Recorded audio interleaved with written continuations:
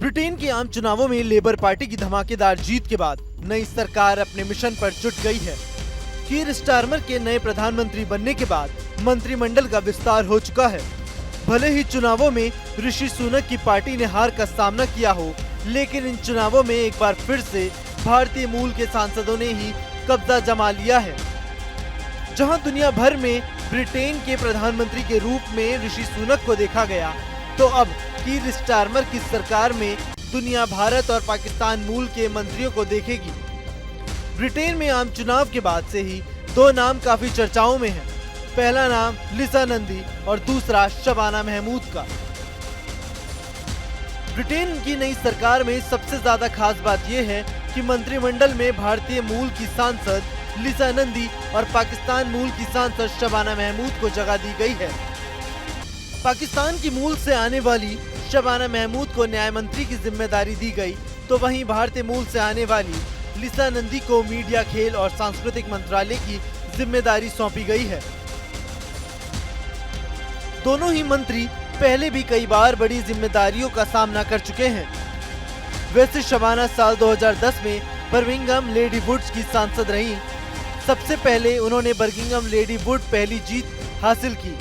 Shabana Israel और Gaza युद्ध के दौरान भी काफी चर्चाओं में रहीं, क्योंकि वो इजराइल विरोधी रुख अपनाती हैं और फिलिस्तीन का समर्थन खुले तौर पर करती हैं।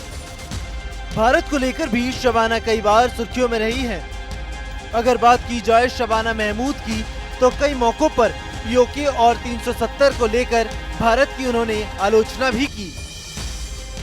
बात की जाए भारतीय मूल की सांसद लिसा नंदी की, तो 44 साल की लिसा स्टारमर की सरकार से पहले शैडो सरकार में भी अपना योगदान दे चुकी हैं। शैडो सरकार में भी विदेश मंत्री के रूप में लिसा ने काम किया है। लिसा नंदी के पिता और माता लेबर पार्टी की बड़ी नेता रह चुकी हैं। खास बात तो ये है कि लिसा नंदी के साथ भारतीय मूल की 11 सांसदों को कैबिनेट में जगह दी गई है।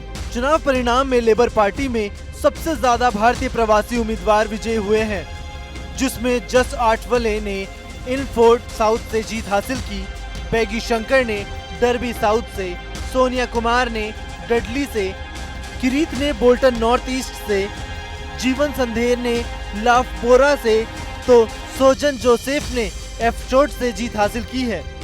इसके अलावा मुनीरा विल्सन ने भी अपनी जीत को बरकरार रखा।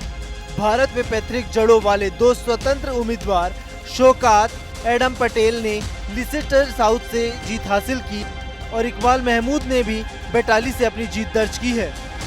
यानी एक बार फिर से ब्रिटेन की सरकार में भारतीय मूल के सांसदों की हिस्सेदारी देखी जाएगी। यानी उम्मीद की जाएगी कि भारत और ब्रिटेन की दोस्ती और भी ज्यादा बेहतर हो सकती है। Team news nation.